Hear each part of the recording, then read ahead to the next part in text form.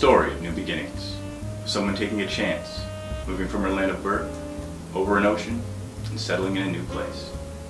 It was a new opportunity that begged for a new name, and this is the story of that name.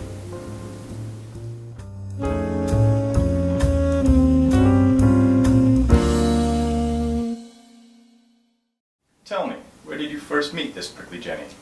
When I first met her, she was known as Roxanne. Great name. Had a real flow to it. She was just a little slip of a thing. I was first introduced to her by her publisher, Karen Boersma. She popped into my office one day and asked me to check her out. What did you think of this? What do you call her? Roxanne? Roxanne.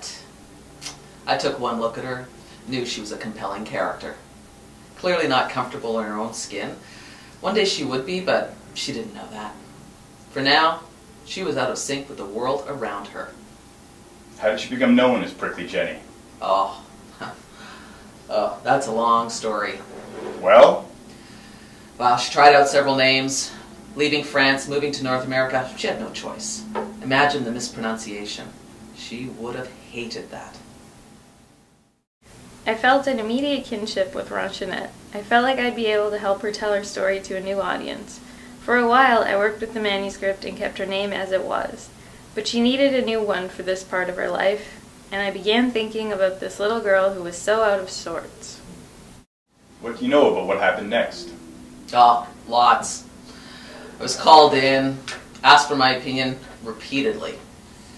I think the first attempt was Roxanne, something like Roxanne is out of sorts. It was a start, it was close to her real name, but all I could think of was the police. Roxanne, you don't have to put on the red light. I wanted to find something that seemed aesthetically comparable to Roxanne. I came to Roxanne. I loved that it was not a very common name and that it had the same sort of strength and softness as Roxanne, the name and the person. But people kept singing that song, so I thought of Ophelia, Rose, Stevie, Ronnie, and settled on Annie. Annie is out of sorts. Seemed just right to me. So she kept searching? Yeah, I think Annie is out of sorts was tried on for size next. Annie was a name that did fit her, but I realized it was the out of sorts part that just wasn't working. Out of sorts was perfect, but it didn't seem to connect with everyone. My mom had always described me as out of sorts when I felt a kind of existential unease as a kid. She still uses it, so it seemed natural to me. Maybe it's more common in the prairies?